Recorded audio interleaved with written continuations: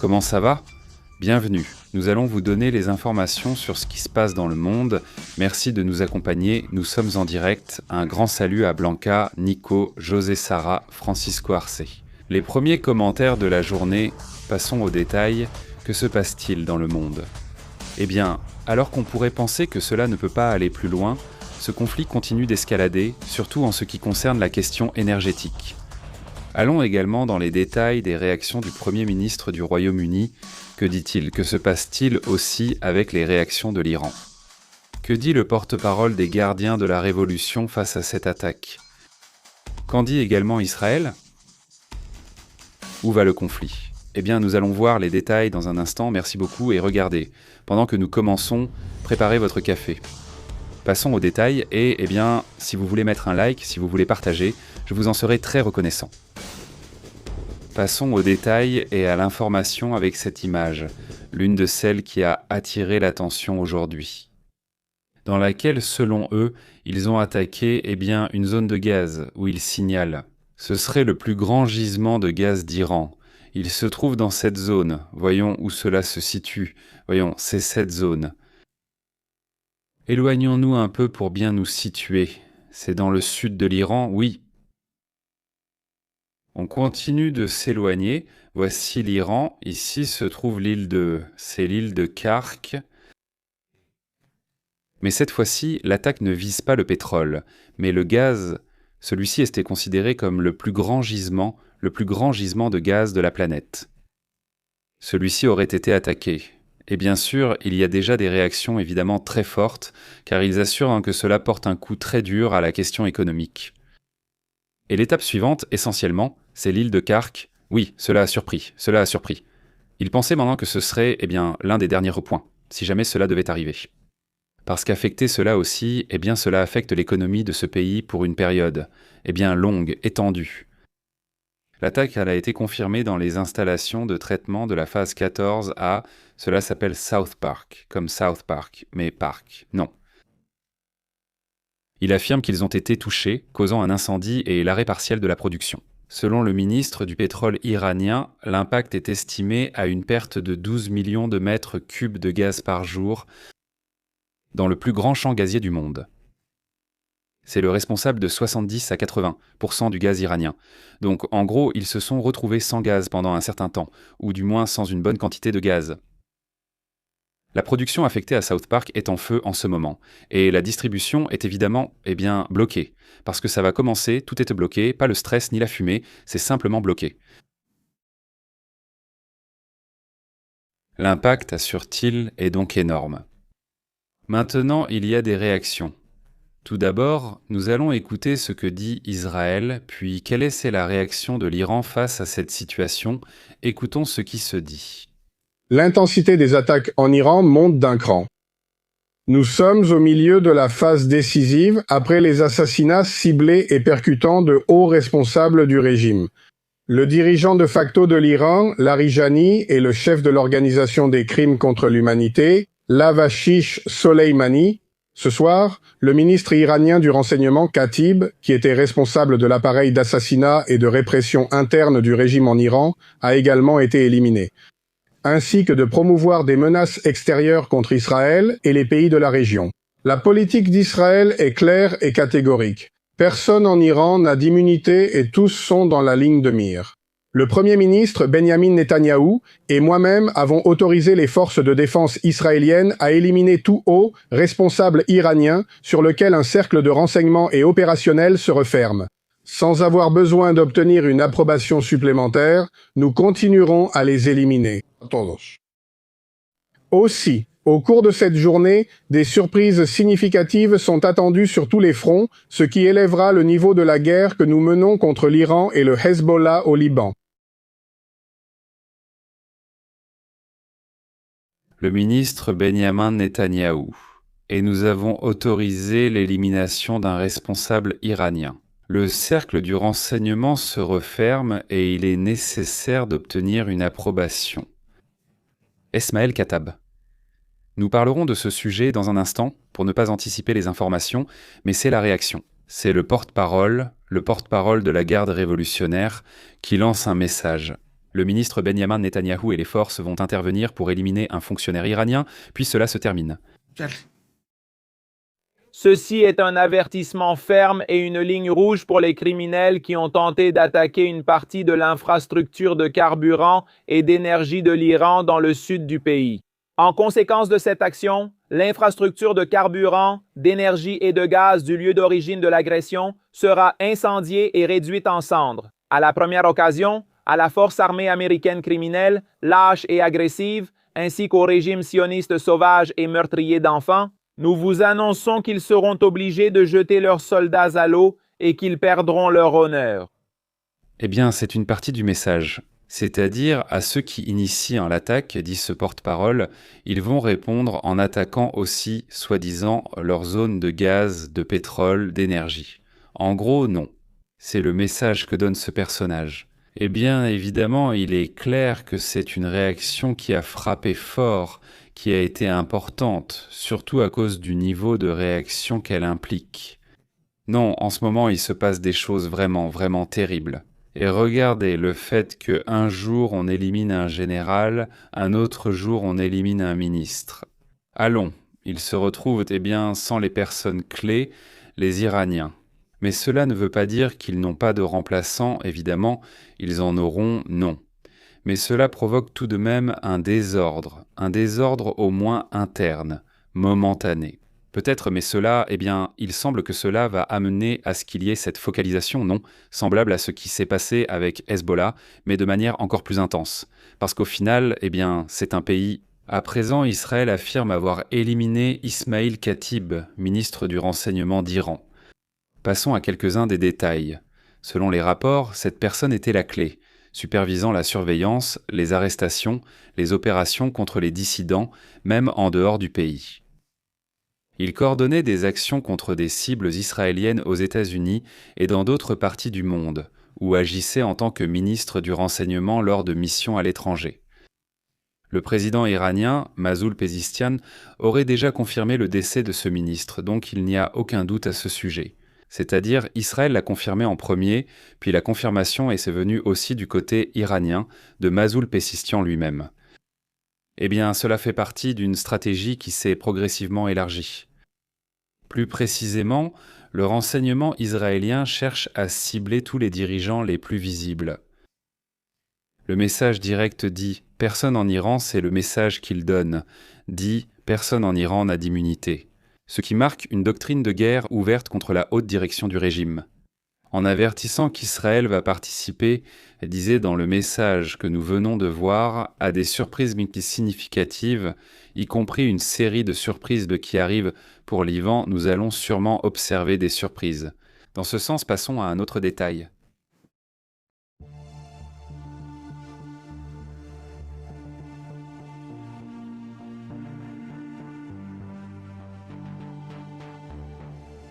Conflit. J'ai été très clair sur le fait que nous ne nous joindrions pas aux attaques offensives que les États-Unis et Israël menaient contre l'Iran.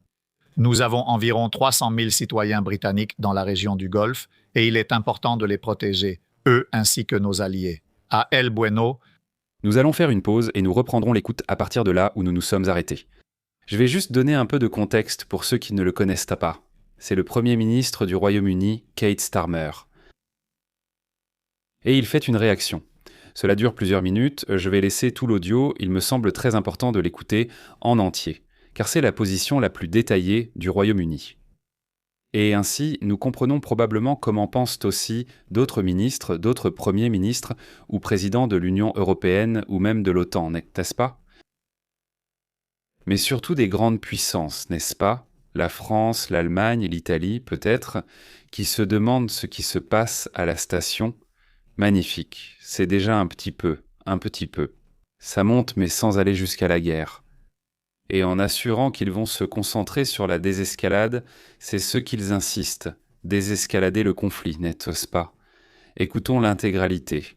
C'est parti. Le Golfe, donc nous avons la RAF en particulier qui fait voler des avions dans toute la région. En fait, ils interceptent des attaques pour éviter qu'elles ne touchent des personnes et des bâtiments, donc c'est une action défensive. Mais nous ne rejoignons pas la guerre, nous permettons aux États-Unis d'utiliser nos bases. Mais encore une fois, c'est pour la défense collective propre, pour éliminer essentiellement la capacité de l'Iran à lancer des missiles dans les airs qui vont ou pourraient aller attaquer nos alliés dans le Golfe et notre personnel dans le Golfe. Donc, nous n'allons pas à la guerre, nous prenons simplement les mesures défensives nécessaires pour protéger des vies et les intérêts britanniques. Que ce soit le conflit dans la région, l'impact sur le pétrole et le gaz, ou simplement l'inquiétude que la plupart des gens ont à propos de la façon dont cela va les affecter chez eux, la meilleure façon de réduire l'impact est de désamorcer la situation, de mettre fin aux hostilités et ensuite de parvenir à un accord négocié. Et nous parlons avec tous nos alliés pour essayer de nous assurer que cela se produise le plus rapidement possible.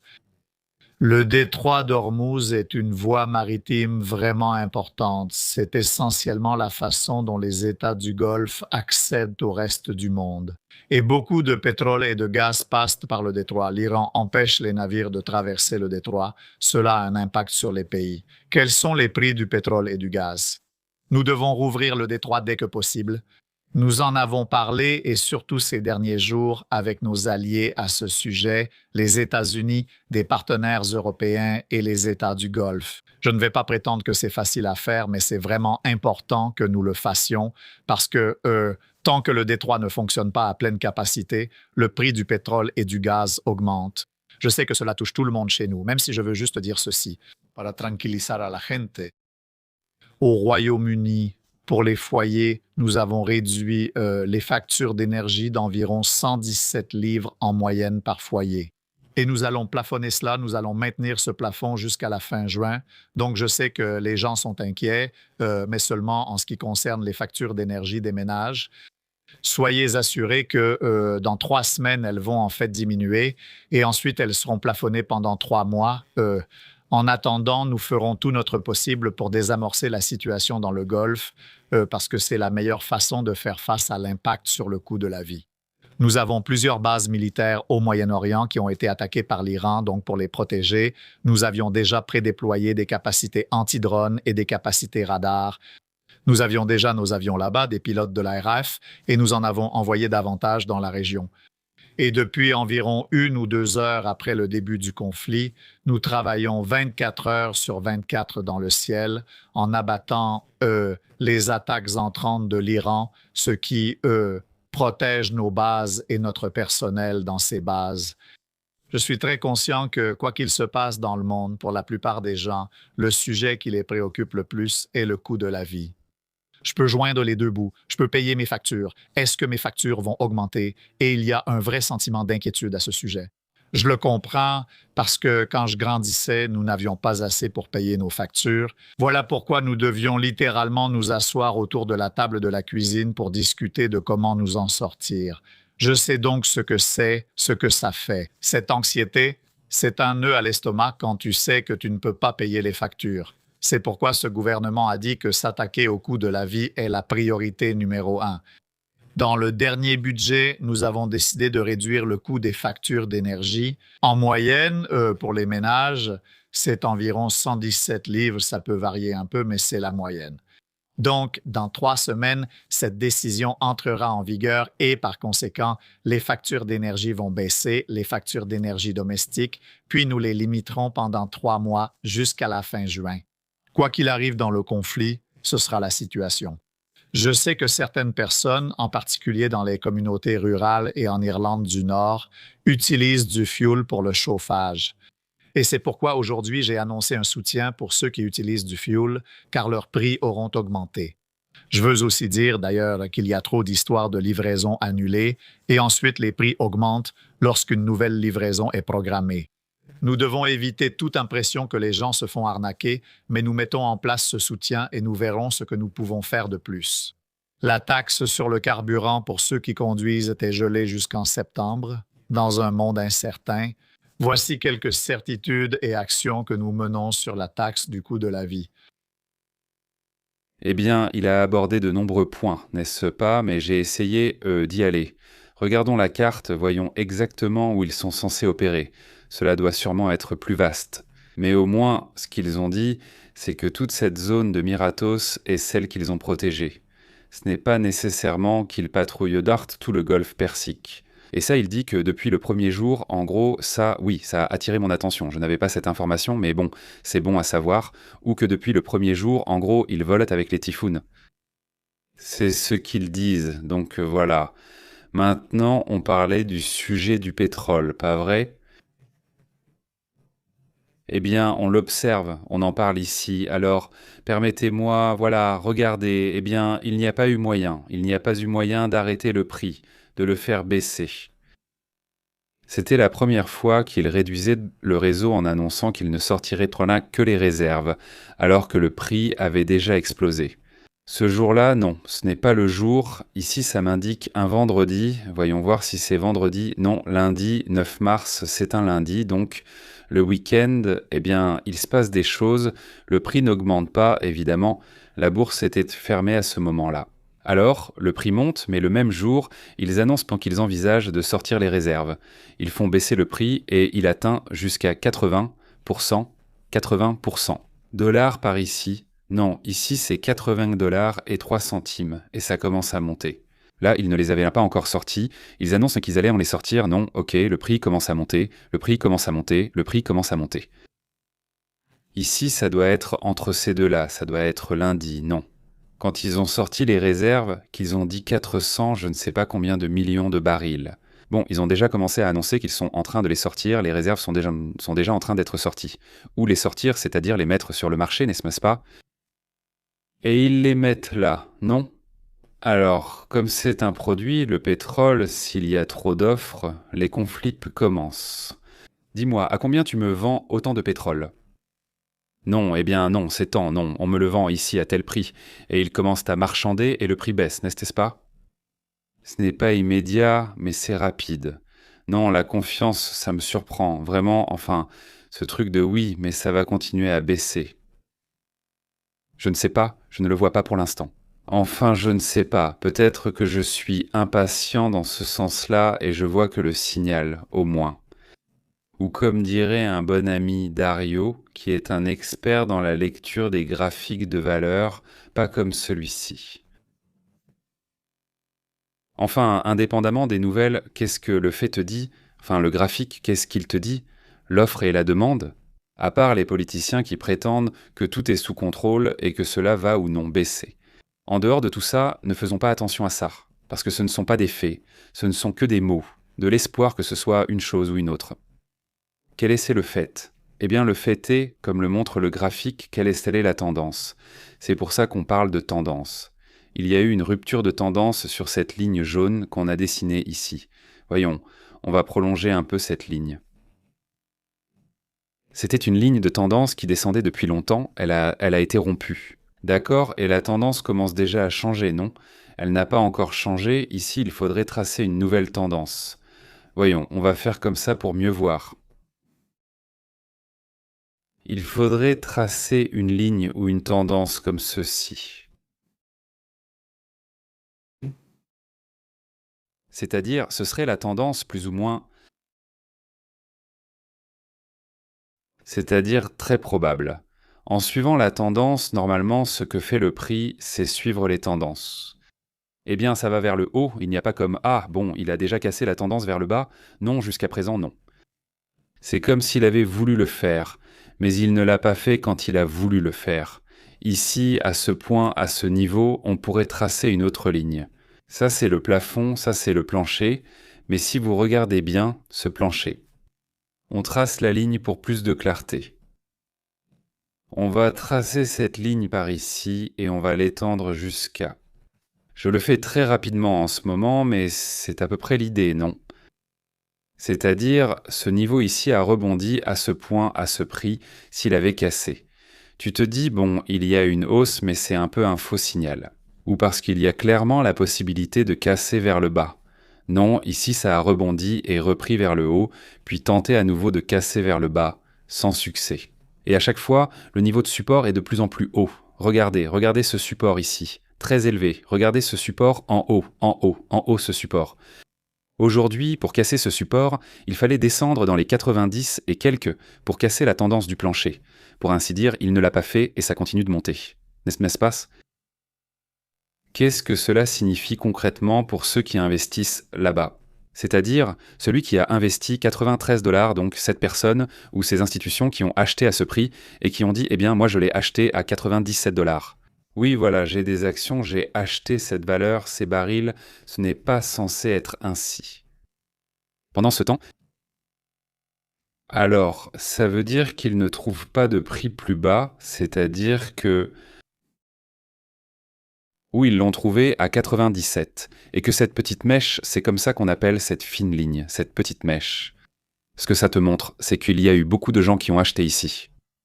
Oui, il y avait tellement de monde que ceux qui possèdent le pétrole ont dit « Je ne peux plus te le vendre ici parce qu'il y a trop de gens qui achètent. Je peux le monter à 99, à 100 ou à 101 et ils continuent à m'acheter. » Et ensuite, ici, c'est l'inverse qui s'est produit, ici c'est une autre mèche, mais c'est le contraire. Ici, on te dit « Hey, moi je le vends à 105 » et on te répond « Non, non, non, non, moi ici je l'achète à 103. » Ah non, alors va là-bas. Alors les gens commencent à vouloir le vendre à 105 et ils n'y arrivent pas, donc le prix commence à baisser. Ou alors ici, il y a une lutte entre les ventes et les achats, achats et ventes, achats et ventes, achats et ventes. Alors pourquoi est-ce que c'est élevé? Eh bien parce qu'il y a beaucoup de gens qui veulent acheter. C'est encore un peu une question de perception dans le sens où même avec les réserves, la logique voudrait que le prix baisse. Il faut que cela ne t'arrive pas. Je parle selon la logique du marché. Parce qu'ici, les trolls aiment ça, et ils aiment me sortir de mon contexte ou comprendre ce qui les arrange. Ce que je veux dire, c'est que dans la logique où s'il y a trop d'un produit, le prix devrait baisser. Mais même là, et en supposant qu'il y ait trop d'un produit et qu'on te dise oui, mais ce produit va disparaître demain. Même si c'est un mensonge, en supposant, les gens peut-être voudraient aller acheter. Et le commerçant voudra le vendre plus cher, même s'il y en a plein et que l'entrepôt est rempli de produits. Et tu vois, mince, mais demain ça va se terminer. Parce qu'ils disent bon que des gens vont venir de partout et voudront tout acheter, alors je le vends cher. Et toi, au digital, oui, c'est vrai, peut-être que oui, mais il ne faudrait pas que ce soit mieux. Si j'achète et qu'ils achètent en cher, comment ça se stabilise? Eh bien, quand la semaine arrive, et je suis, non, on m'a dit que tu n'avais pas de pétrole, et ici tu en as plein, et j'ai besoin, et je t'ai déjà tout acheté, tout ce qu'ils ont en quantité suffisante. Je n'en veux plus, j'en ai déjà trop dans mes réserves, alors bon, au revoir. Et les gens, c'est-à-dire les investisseurs, les pays commencent à arrêter d'acheter parce qu'ils ont déjà acheté assez cher. Au fait, alors ils n'ont pas d'autre choix. Eh bien, moi j'ai le prix à 80. Non, moi je l'ai à 85. Non, moi à 70. Ah, alors j'achète celui à 70. C'est essentiellement ça, donc ce n'est pas si immédiat que ça. Je n'ai pas, enfin, la boule magique. Mais si c'est vrai, s'ils ne mentent pas, parce que c'est ça le truc, ils ne peuvent pas mentir. Et que ces réserves ne sont même pas sorties sur le marché, qu'elles ne soient pas sorties de ce qu'ils ont dit, enfin tout à coup, eh bien c'est un jeu. Et une guerre de perception, en fait, c'est une guerre de perception partout. La guerre entre la Russie et l'Ukraine, la guerre en Israël, l'Iran, les États-Unis, c'est une guerre de perception. Et c'est de cela qu'il s'agit, d'essayer de comprendre ces perceptions qu'on essaie de nous vendre d'un côté comme de l'autre. Donc c'est vraiment très intéressant, honnêtement, cette partie sur le pétrole. Ce que montre le graphique, ce que disent les gens et ce qui va vraiment arriver sont trois choses différentes. Mais ce sont les tendances, ce sont ces tendances que demain ou après-demain, on verra bien ce qui se passe, non? C'est-à-dire, il faut aussi regarder, prendre du recul sur le graphique ensuite et se demander dans 2, 3 semaines, 4 semaines, comment ça évolue, est-ce que ça continue vraiment? Si ce sont toujours des dollars, alors le prix est vraiment très élevé. Et cela va clairement avoir un impact au niveau mondial. À nous tous, à toutes les personnes, c'est-à-dire les prix des choses vont augmenter, inflation à cause de la guerre. On dirait que ça va dans ce sens. C'est ça. Même s'ils essaient de nous convaincre, non, eh bien, qu'il n'y aura pas d'inflation, non, eh bien non, ça ne semble pas être le cas. L'une des choses qui attire l'attention, c'est que cela arrive souvent et que cela continue d'arriver. C'est déjà arrivé à d'autres moments. En général, quand il y a inflation, le Bitcoin augmente. Et le Bitcoin après avoir été très faible. Et il a eu cette tendance depuis un certain temps, c'est-à-dire qu'il a été plutôt faible. Il est monté jusqu'à 60 000 $, en ce moment, il est à 71 000 $. Mais il a atteint hier ou avant-hier les 75 000. Alors, on va voir ce qui se passe, non? Mais généralement, quand il y a de l'inflation, le Bitcoin monte rapidement. Bon, c'est quelque chose qui attire l'attention. Bon, passons à un autre sujet.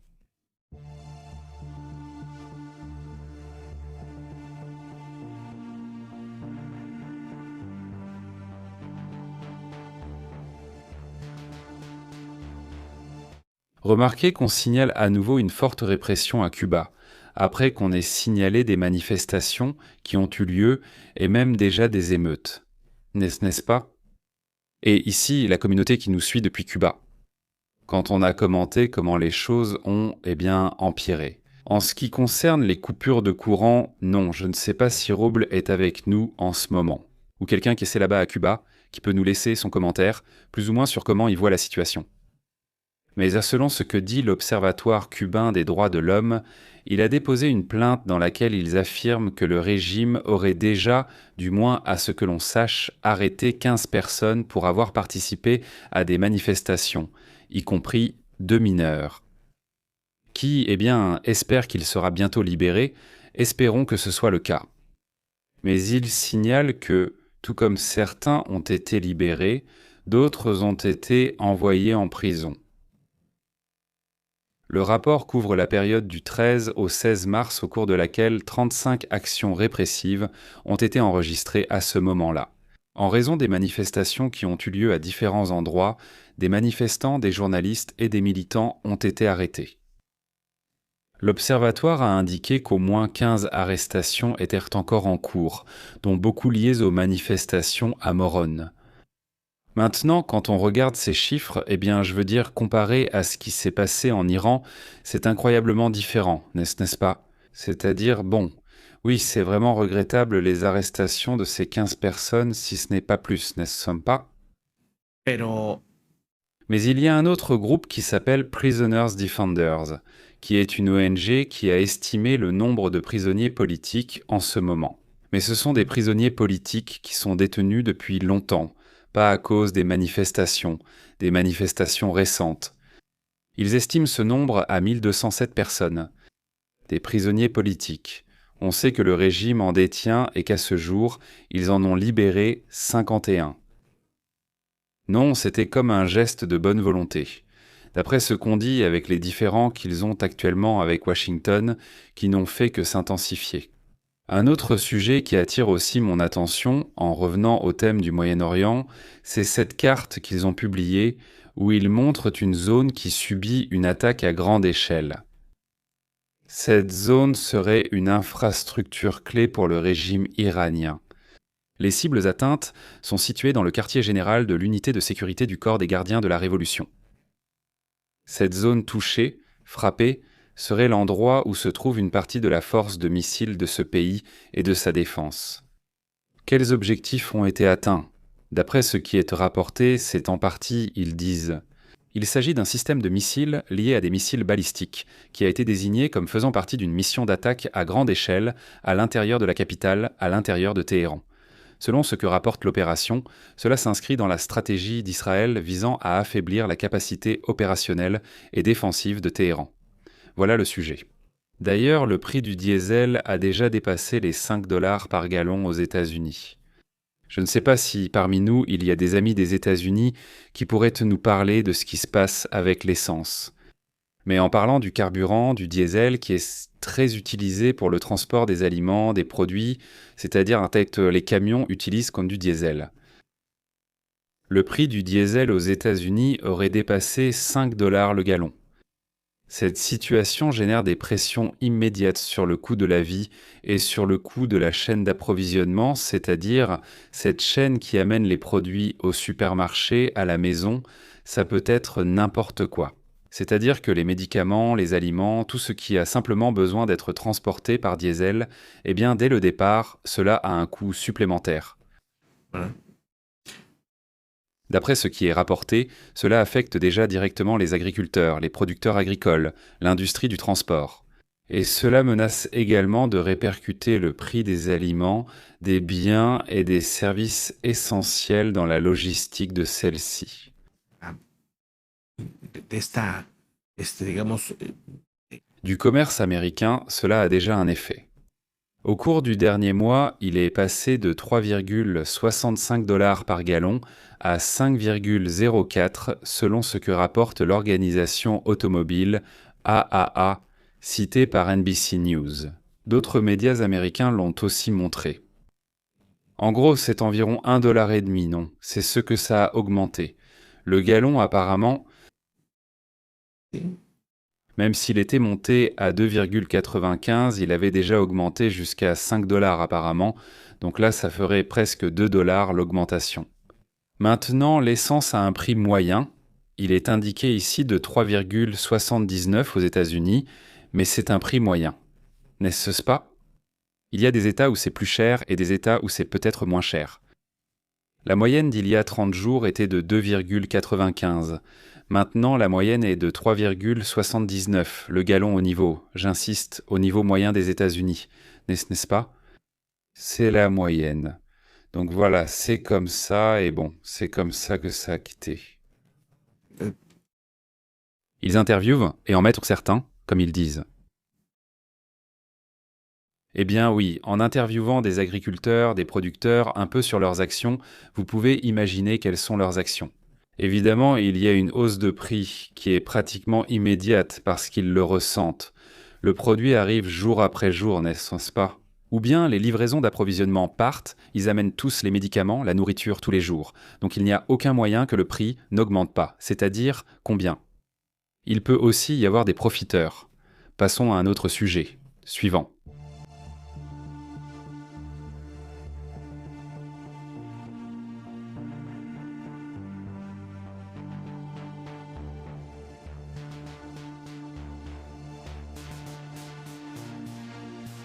Regardez ce qui se passe en ce moment. Nous allons revenir sur un sujet de renseignement aux États-Unis, très intéressant. Nous allons en parler tout de suite. Mais allons d'abord à ce reportage. C'est un reportage de scientifiques chiliens qui, en ce moment même, lancerait un défi même à l'une des théories d'Albert Einstein lui-même. Au bout du compte, il y a des théories qui ont été prouvées, mais il y a aussi des théories qui ont été remises en question. Et en ce moment même, une étude serait en train d'ouvrir la porte à une compréhension différente de l'espace-temps dans une université latino-américaine, en l'occurrence l'Université catholique de la Très Sainte Conception. L'UCSC, eh bien l'UCSC, parce qu'elle est chilienne, je ne suis pas habitué à ce que ce soit toujours des universités étrangères, a présenté une étude qui propose une nouvelle façon de comprendre la gravité au-delà de ce qu'Albert Einstein avait avancé.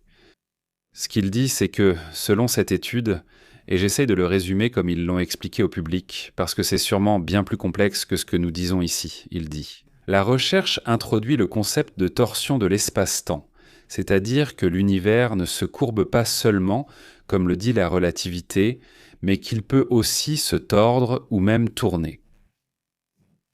Le travail a été dirigé par le docteur Patrick Concha, avec Evelyn Rodriguez, Lucrecia Ravera et Nelson Merino.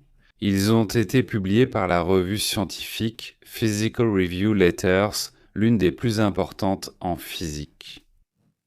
L'étude se base sur ce qu'on appelle le régime calorien, ou corolléen. Plus précisément, dit-il, le cadre théorique émerge en analysant certaines limites de la relativité. Selon les chercheurs, ce régime permet d'inclure de nouvelles propriétés géométriques qui n'étaient pas prises en compte dans le modèle classique d'Einstein.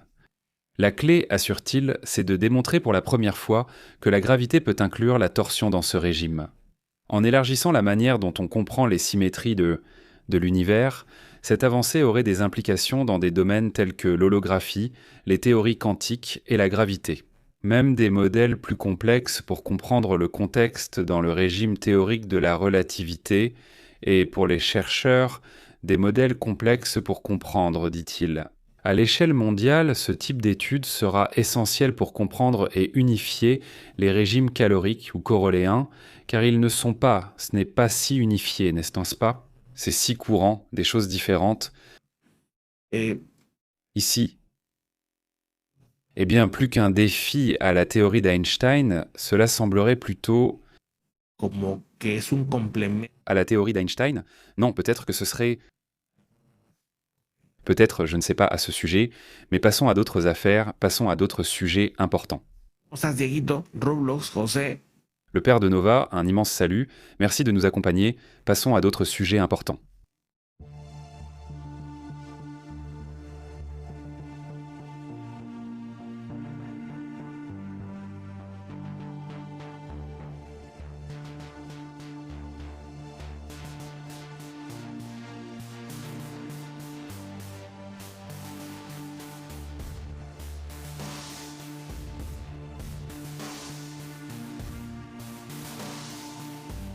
Bon, dans un instant, nous allons être prêts, nous préparons un rapport, nous y travaillons encore, mais nous préparons un rapport, je pense que ce sera pour la prochaine émission, sur une analyse de renseignements de tout ce qui se passe aux États-Unis. Parce qu'il manquait cette partie, les politiciens n'ont-ils pas rapporté beaucoup de choses, et les militaires d'autres? Mais qu'est-ce que dit le renseignement? C'est-à-dire, qu'est-ce que le renseignement dit sur les risques à venir? La chef du renseignement ou la responsable du renseignement des États-Unis disait qu'elle ne pouvait pas garantir la sécurité de la Coupe du Monde, c'est-à-dire qu'elle ne pouvait pas garantir qu'il n'allait rien se passer, imaginez-vous. Autrement dit que le renseignement le dise lui-même. On en reparlera plus tard, mais oui, ce sujet est vraiment fou. Et il continue d'apparaître plus d'images de comment cela s'est terminé. Voilà, de loin, l'usine de traitement de gaz naturel d'Iran, la plus grande, la plus importante du monde. Alors maintenant, à quoi ça ressemble, n'est-ce pas? C'est-à-dire, quel est le résultat? C'était une zone, une usine de traitement. D'après ce qu'ils disent sur le gaz maintenant, l'effet est durable. C'est l'une des nombreuses autres usines à l'intérieur de ce même complexe. Quelle est l'ampleur de l'effet de cette attaque? Cette partie-là, honnêtement, eh bien, ni l'Iran ni Israël ne l'éclaircissent, n'est-ce pas? On dit simplement que cette zone sera en pause pour l'instant, mais cela ne signifie pas, selon moi, autre chose. Cela ne veut pas dire que tout a été détruit dans la zone, et je ne le crois pas non plus. Mais en le transposant un peu à ce qui se passe normalement en Ukraine, avec ces raffineries qui ont été constamment attaquées par les Ukrainiens, et aussi par les Russes d'ailleurs, contre l'Ukraine. Ce que disent les experts dans ce domaine, c'est qu'ils sont frappés soudainement, parfois pendant des mois, parfois une fois par semaine en tout cas, ils sont frappés. Autrement dit, les attaques visent des zones qui les empêchent de fonctionner, des parties de la raffinerie, et il leur faut des semaines, voire des mois, pour les reconstruire, n'est-ce pas?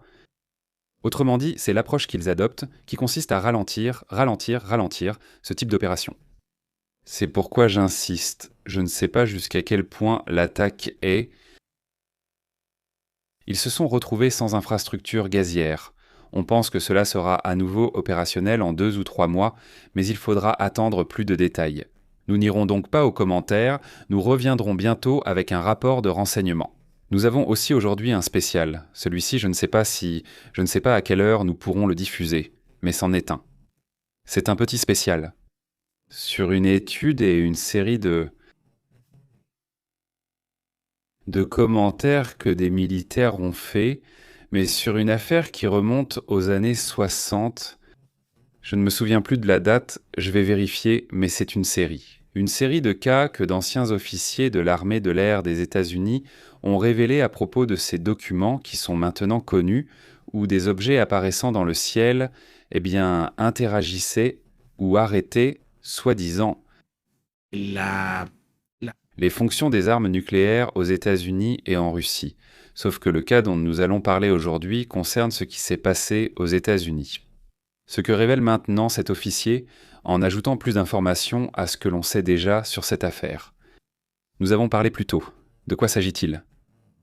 Il y a eu quelques interviews qui ont émergé et je trouve très intéressant de les analyser, avec ce que l'on sait déjà de cette affaire, avec les informations officielles qui existaient déjà. Donc je trouve ça super intéressant à discuter et aussi d'avoir un sujet différent qui nous plaît beaucoup à nous. Ce sujet-là, surtout quand il est bien documenté et qu'il y a des données, eh bien, qui peuvent un peu parler du sujet. Ça m'attire beaucoup l'attention parce que c'est l'armée de l'air et qu'il y a des documents officiels et on parle d'armes nucléaires. Je ne comprends pas pourquoi les médias insistent pour vouloir détourner tout ça. Enfin, pas tous, il y en a peut-être quelques-uns qui ne le font pas, mais beaucoup essaient de détourner ce sujet. Je ne comprends pas. Eux, ils voient ça comme... C'est-à-dire, ils ne savent pas faire la différence entre la fiction et la réalité. Donc tout à coup, oui, il y a eu tellement de fiction. Tellement de choses ont été exagérées par de nombreux communicateurs que tout à coup, ce sont des sujets qui deviennent tabous, ils deviennent tabous. Il y a de l'autocensure chez certains groupes médiatiques. Certains ne veulent plus parler du sujet, ils ont peur qu'on leur dise « Ah, ce n'est pas vrai ». Il y aura toujours quelqu'un qui voudra te dire ça, c'est comme si tu ne pouvais pas t'accrocher à ce sujet. Et oui, ça me surprend qu'il y ait certains médias qui se sont ouverts à ça, qu'il y ait aussi cet autre côté. Il y a des médias qui commencent à prendre ça au sérieux et qui publient des choses de très intéressantes. Bon, salutations, dit Roble. Comment vas-tu, Robla? Comment ça s'est passé pour toi? Salut Raoul, comment vas-tu? Très bien, Carlos Martinez aussi, salutations. Eliseo Juanita Leal, comment as-tu été? Si le prix approximatif de la compagnie XOM devrait être autour de 102 et qu'il est à 160, c'est très surévalué. L'indicateur du changement de tendance indique 70 RSI très élevé et le MAC. Les deux lignes sont jointes. Très bonne analyse, Juanita, comment vois-tu le pétrole? On voit que tu aimes le trading ou peut-être que tu travailles dans le trading. Comment vois-tu? Du point de vue du graphique? En laissant de côté les aspects politiques et la guerre, si tu regardais simplement, on te présente le graphique du pétrole. En ce moment, du Brent pour être exact, parce que c'est là qu'il y en a. Il y a le Texas, il y a le WTI Texas, il y a le Brent, il y en a d'autres encore, non? Si tu regardes le Brent, qu'est-ce que tu vois là? C'est-à-dire, tu dis, si on me présente ça, je parierais que ça va monter jusqu'à tel niveau, parce qu'on peut faire cette analyse, c'est-à-dire, avec cette tendance, ça ira jusqu'à tel point. Non, je n'ai pas vu si on peut vérifier le volume ici. Pour le pétrole, je crois que non, n'est-ce pas? Pour certaines valeurs, je crois qu'ils n'affichent pas le volume ici. Peut-être que je n'ai pas mis l'indicateur, disons, je vérifierai tout à l'heure, mais sinon je ne l'ai pas ici. Certains indicateurs donnent l'information de volume, d'autres non, n'est-ce pas? Donc dans ce cas, si je ne le sais pas, il faudrait vérifier comment ça fonctionne. 104 $ en ce moment, c'est-à-dire, ça continue de monter. Tout à l'heure, c'était à 103 pas quand on le regardait, et en fait, quand je préparais le rapport, c'était à 105. Mais il a réussi à descendre à 103, maintenant ça remonte à 104. Ça avance, non? Salut Moreau, comment tu vas? Francisco Arce, comment ça va? Merci beaucoup Carito, salutations. Qui d'autre est là? Et ce Karim, comment tu vas? Également, un grand salut Karim, un grand salut. Merci à Ricardo aussi, merci beaucoup Maria Elena Onofre, comment tu vas? Salutations jusqu'à Puebla, un grand salut, Di Arbella. Antonio, salut, comment tu vas? Merci beaucoup Perla. Alors, comment tu vas? Ils disent à la télé que 2 missiles viennent de frapper l'Arabie Saoudite. On va vérifier ça tout de suite. Merci pour l'info, Perla, merci pour l'info. Oui, je vérifie tout de suite. Et dans la suite de cette émission, on en parle. Oui, ça a attiré mon attention. Par exemple, parmi toutes les attaques qui ont eu lieu, il n'y a pas,